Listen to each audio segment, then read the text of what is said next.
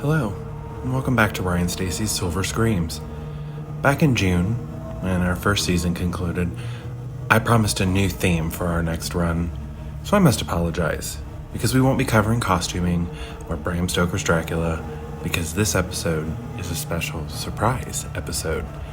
Between traveling for work, prepping film shoots, and attending conventions, I've lost track of time, so I decided to return to the drawing board, pardon the pun, with that material.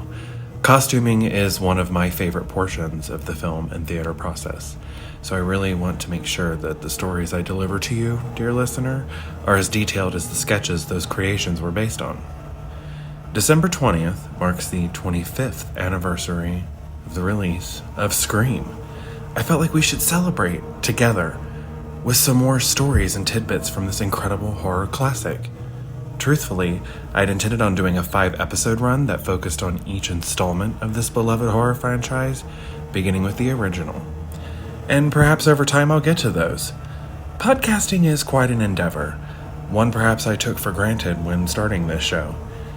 So maybe this means we'll be breaking away from a season-to-season show structure, and maybe I'll be releasing an episode from time to time as I can complete them, when I have something interesting to share with you. Back to the 25th anniversary of Scream, the celebrations, they came early and they went quickly. We got the trailer for the new installment, a new 4K UHD Steelbook and Blu-ray release. TV spots have been dropping left and right for the new film. Last week, I booked a private screening for me and 19 friends. It's getting closer. So, let's go back and once again, look at Scream, 25 years later.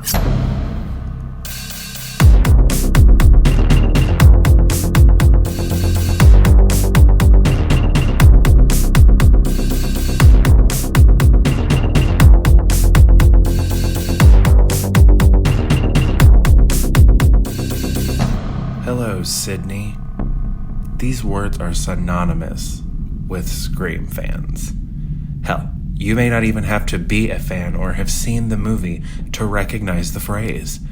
25 years later, I will still occasionally answer the phone with that phrase, and I always get an off-guarded chuckle. Perhaps this line became even more popular than Hello Clarice from The Silence of the Lambs, even though it was never once uttered in that form. This didn't happen until it was spoken in the sequel, 2001's Hannibal.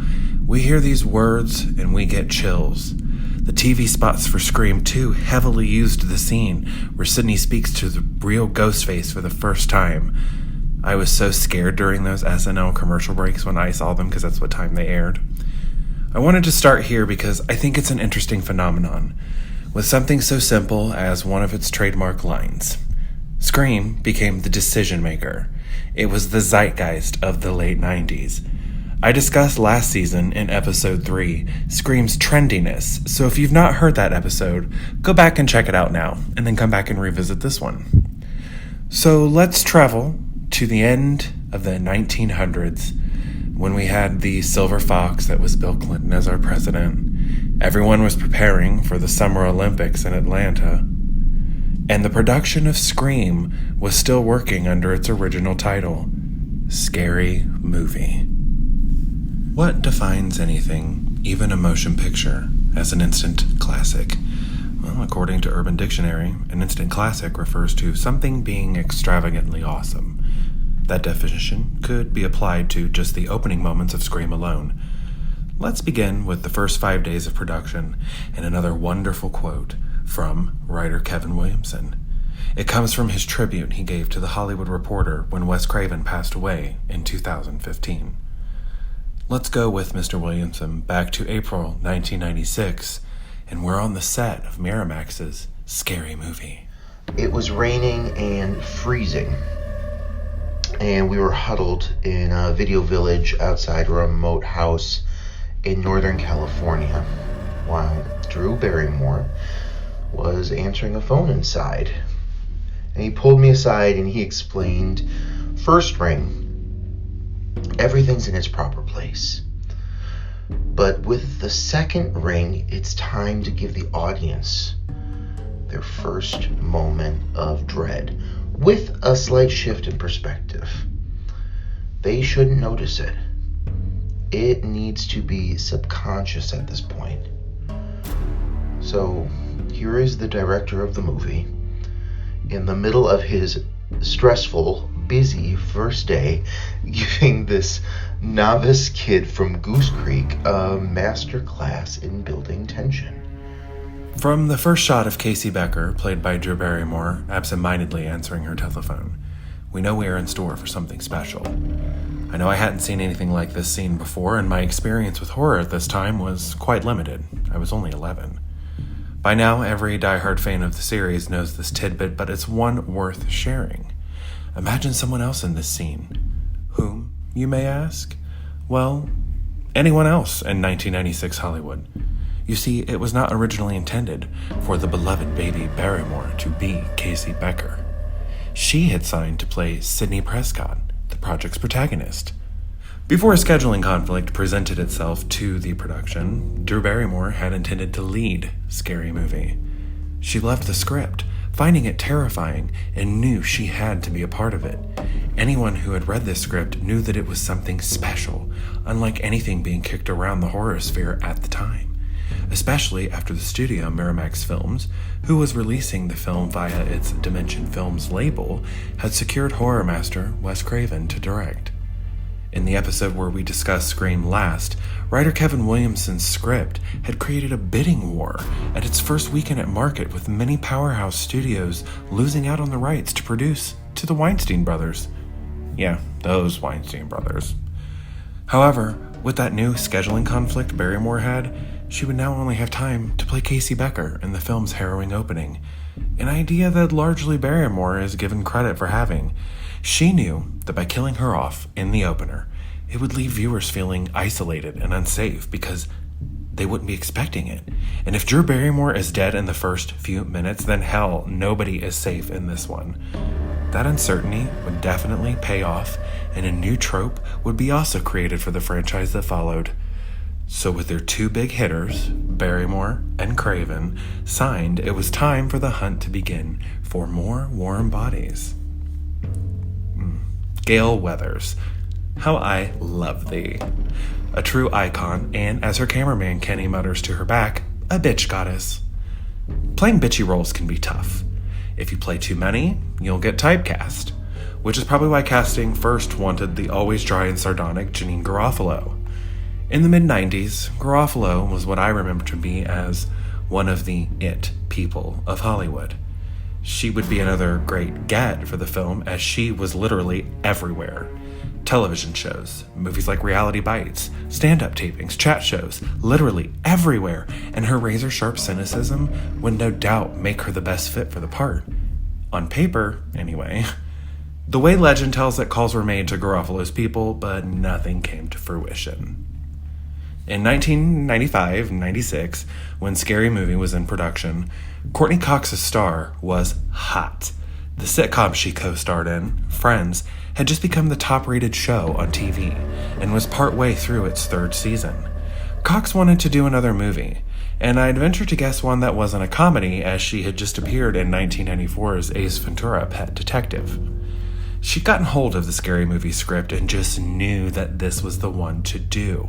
But people were having a hard time seeing her as anything but a light comedy actress whose personality had to be just like Monica Geller, her counterpart on Friends. She proved them wrong, showing us in the end that she was Gale Weathers. Acting! Many of her later roles, post-Scream, seem to be Gale Weathers' derivatives. Characters with a sarcastic, bitchy edge and a sexy underbelly. Try as they may, they did not hold candles to Ms. Weathers.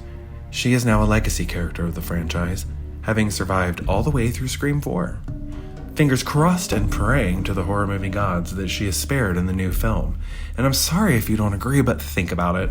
The Scream universe would be a very boring place without Gale Weathers. She's the moral turpentine that holds it all together. Sorry, Sid.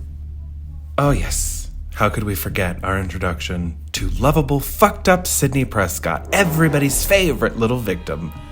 Thank you, Scream 2 Cotton Weary, for that excellent descriptor of her. A lead character with a truly complex backstory, rounded arc, and tons of heart. Our initial impression of Sydney and her life would go like this. She's got the pale-stained bedroom furniture, posters, and cutouts from teen mags of the 90s. I think we all have never forgotten the Indigo Girls poster, a huge indicator Miss Prescott is all about some girl power, being replaced by that shitty Creed poster on the Stab 3 set. Cannot wait to talk about the overabundance of meta in that movie. Sydney has 2 phone lines in her bedroom. One seems to be patched into her affluent home's main line. Then she has her second line, which is used for her job, as is what it was called in the 90s, a deaf typer. She's a total career woman in the making. Who better than Drew Barrymore, the penultimate young woman of the 90s, to play her? Well, it could have been 80s darling and queen of John Hughes Land, Illinois, Molly Ringwald. She was writer Kevin Williams' first choice. Imagine Molly with her beautiful red hair and shiny wide eyes as Sydney. The moments of her pent-up grief over her mother's death would have been wonderful material for Ringwald to sink her teeth into. While she might have been a decent draw for Scary Movie's box office, I can't say that any of us could solidly see her as Sid. Luckily, it never happened. We instead got Neff Campbell, a Canadian star on the rise here in the States who was best known for playing Julia Salinger on TV's Party of Five. On one of the home media release's special features, Campbell talks about being trepidatious about taking a role in Scary Movie, as she'd just come off doing another teen horror film, The Craft. Again, typecasting is a real concern for actors, and with her own path in Hollywood still quite fresh, this role could be risky for Neff Campbell. But it was a chance to work for Wes Craven, and Drew Barrymore's involved, so there was no way this was just another horror movie. It sounds like a hammered home point, but seriously, everything about this project was lightning in a bottle. Everyone seemed to be able to just feel it. After Scream's release, many would compare this entree into Hollywood as a woman who might give reigning Scream Queen Jamie Lee Curtis a bloody run for her money. Nev was and is the perfect Sidney Prescott. She brought the right amount of sweetness and street smarts. She was driven, but damaged and still brokenhearted from her mother's untimely death. Her big brown eyes and freckles hold with the innocence that Williamson perhaps saw in Molly Ringwald's face. But for me, it's Sydney's laugh and smile. Nev does something really beautiful with her face that most actors cannot do when their character has to emote happiness. Her smile touches her eyes. She really lets Sydney feel more candid moments. They're incredibly sincere. When she pulls her lips back to laugh, her eyes are full of the same energy and joy. I believe her every moment whenever I have a moment with Sydney. Now let's get gay for a moment, like really gay. Like the hunt for Sydney, the rest of the casting process was intensive and very thorough. Casting director saw everybody for everyone. The last funny little casting tidbit that seems to always come up is the casting of Dewey Riley, the affable dope and sheriff's deputy. It was written for a muscle-bound himbo type, like Patrick Warburton, which makes sense when you think of the dialogue Dewey has in the film. The 25-year-old talks about how his muscle masses increase his sway with the ladies of Woodsboro. However, David Arquette is very lean and lanky. Arquette loved the part and asked to read for it after being looked at for Billy Loomis. Honestly, with him playing the part, the character is much sweeter and down to earth, and even if he says something delusional in reference to his non-existent muscular physique, it's cute, endearing, a salt of the earth, prince of his hometown, wannabe hunk. Matthew Lillard, Skeet Ulrich, what babes of the 90s. All of my girlfriends crushed openly for Billy/Skeet. I crushed in secret for Stu/Matthew. I was still in the closet, obviously, so I don't think my girlfriend, Jessica, would have appreciated that information from me at the time. Their characters, before things turned bad at the Mocker House, just reminded me so much of the guys in my high school. Lovable douchebags with wicked senses of humor and insatiable sex drives. They were best friends, their girlfriends were besties, they all hung together in a little coupled clique. They were so cool that they'd even comfortably pretend to want to, or are currently, fucking each other. Granted, Stu and Billy didn't say it outright, but again, you guys noticed it too, right? They were definitely sleeping together during all that planning of their Ghostface activities. Matthew Lillard really had to have picked up on that context. in his script, because just watch how he acts with his girlfriend Tatum and how he acts with and looks at Billy. He loves Billy. Stu is Billy's bossy bottom, and Zaddy Loomis likes this lusty, lurid secret shared between these two friends.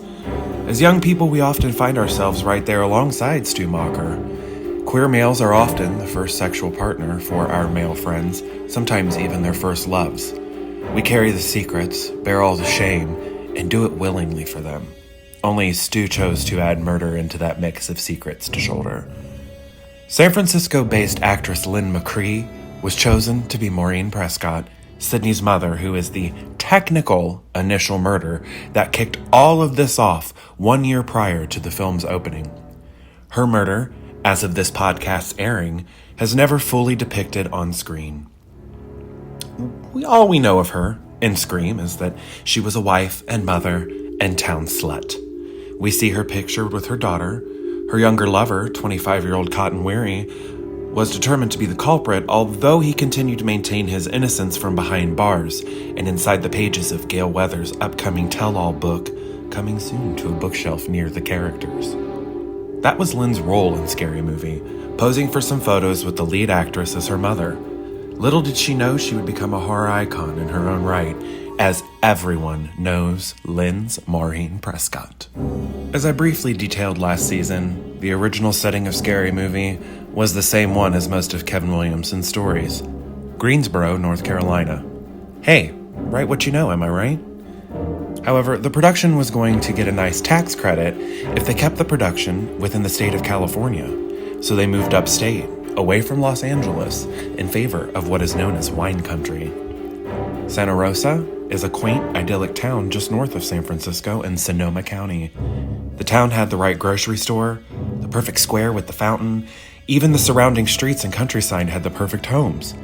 If you look up photos of it, you'll find you've seen it many times in film and television before. Pollyanna filmed here. So did Peggy Sue Got Married, which extensively used the high school. This was the major draw for production, as the building would serve as the perfect stand-in for Woodsboro High School. They got permission, but moments before shooting was to begin, the school district got involved. They'd finally heard some specifics about Scary Movie's plot, and they were not impressed. You see, Sonoma County was still in the midst of a trial that gained national interest, the abduction and murder of 12-year-old Polly Klaas. Her killer was nearing the end of his trial, and Santa Rosa School District was not about inviting another story about youth murder in No Thank You Very Much. Wes Craven went back and forth with them, eventually losing permission and having to haul ass to get school sets together. The Santa Rosa Community Center was happy to welcome Craven's team, and soon, Woodsboro High School had a set, and Santa Rosa School District got a very lovely shout-out at the tail of Scream's end credits. The school snafu didn't just affect Scream, though. According to an article on Metroactive.com by David Templeton, Sonoma County took a major hit from this. In it, we learn that Wes Craven allegedly began a blacklist in Hollywood, encouraging other productions to refrain from bringing their work to Sonoma. The local film commissioner, actress and model Catherine DePrima, was to blame. Generally, DePrima explains later in her office, it's my job to make things as easy as possible for everyone involved, the producers and the community. From what I can gather on the subject, Craven and team felt abandoned by their liaison. No one got Craven on record about the blacklist, but Templeton's article on the matter would have you believe his thwarting efforts worked. When it was published in October 1999, Sonoma County had seen a major dip in projects coming there to film. This is a prime example of what happens when we do not look out for artists and favor a hive-minded moral majority. Now let's talk about the houses. I wanted to live in Woodsboro. I didn't give a shit if the townspeople seemed to be prone to either committing or avoiding murder. Honestly, my psychotic teenage self would have run willingly with Ghostface chasing me through any of those places. I wouldn't have minded. The Becker residence is a 2-level ranch, complete with an in-ground pool, huge yards, and an extra-long driveway that requires the entry of a main gate at the road. It sits in the countryside of Santa Rosa, directly across the street from the same farm used in Cujo. It's one of my favorites in the series. I really love the enclosed dining nook that Casey passes in the breezeway between her living room and the kitchen. I adore all the glass, with the ceiling-high doors and windows, perfect for a masked slasher killer to peep in and watch you as you play his cat-and-mouse game via telephone.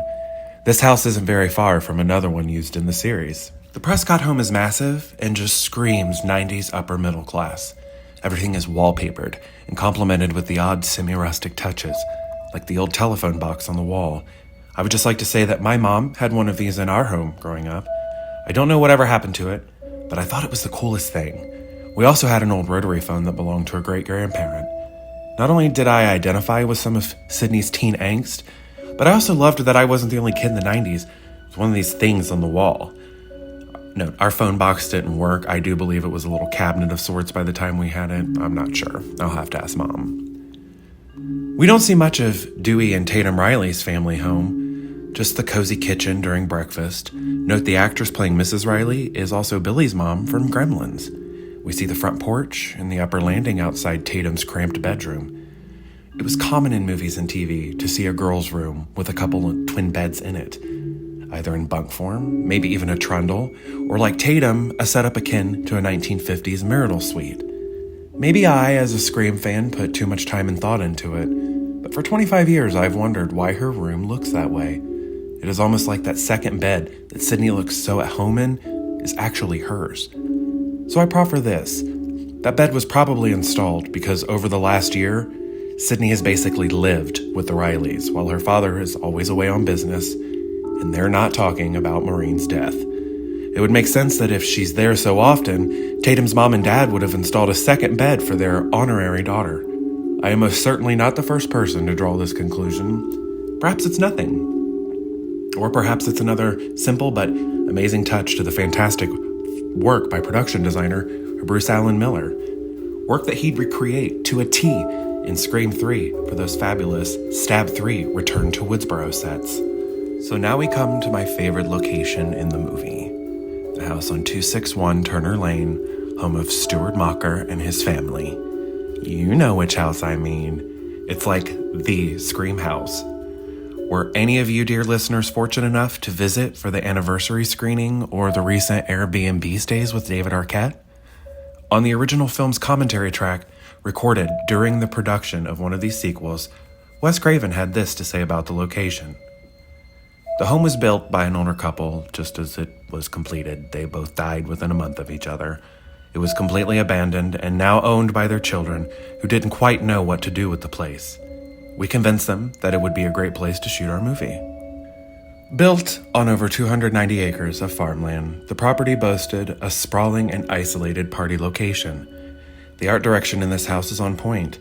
The Mocker residence is warm, filled with overstuffed furniture, mahogany banisters, dried flowers everywhere. There is plenty of space to party and rage against the town's newly imposed curfew. Many rooms to disappear in, to lose your virginity in, cuddle up and watch movies, or murder your girlfriend with your garage door. Initially, we see just the lower level. When Ghostface and Sydney have their big chase through the house, we get a full tour. It's first beautifully set up by Sydney running out of the door Ghostface had just slid through to attack her and Billy. As she whips around the upper level toward the main stairwell, her assailant heads her off by using the stairs off the main suite. This will be the second time that Sydney is chased upstairs, something she memorably rags on female horror characters for doing earlier in the film. This location is important to focus on because it really set a standard for slasher films of the time. I spoke in detail in last season's episode about Scream, about what the movie did for the genre at large. Studios were making their own versions of it every other month, and most of them had one or two locations that featured giant sprawling homes full of nubile young characters fresh for that title's respective killer. Most often these homes were seen in the finales, just like what is now known as the Spring Hill Estate. As I write this episode, it's October 12th. The trailer for the new film is released today. I can't describe the sadness I'm feeling. I adored the trailer, so many wonderful glimpses at what is to come in January. I won't detail them because I know some fans are avoiding the trailer and going in blindly. I respect them immensely for that choice. I say that I am sad because we were reminded today that this is our first Wes Craven-less Scream film. For so many, he was a father figure, a mentor, and a film genius. His contributions to filmmaking were unique. Save for directing or writing some of the sequels to his best works, Wes Craven didn't repeat himself, and really he didn't have to try. He would experiment, unafraid to try different things even if his product didn't gel for everyone. It is said that this is the approach the directors of this new project are taking too. With that, I can't help but be compelled to drop my expectations and embrace the film they release. I wish more of the fandom could see that. We used to live in a time where we weren't going beyond Scream 3. A decade ago, we were teased with the start of a new trilogy that never happened. That was supposed to be it. No more Scream movies. Now we're getting a fifth film that is canon. It does not redact the sequels. Our beloved stories are still intact, folks. It might sound like a cliche note to end on, but I am nearly 36 years old. Scream has been a part of my life, my entire life. I will remain thankful they're releasing new movies, as long as I'm around to see them. In the world we live in today, I'm going to stop bitching about movies and just enjoy the ones I love. These films make me happy, so you try to find your happy too. Thank you for listening to Ryan Stacy of Silver Screams. The show is written, produced, and narrated by me, Ryan Stacy, and it is edited, produced, scored, and logo designed by my co-partner at Concept Media Films, Sean Burkett. I want to give a special thanks to my guest Roger Connors, who appeared once again as Kevin Williamson. I look forward to bringing you another great story about a classic horror movie very soon. So until then...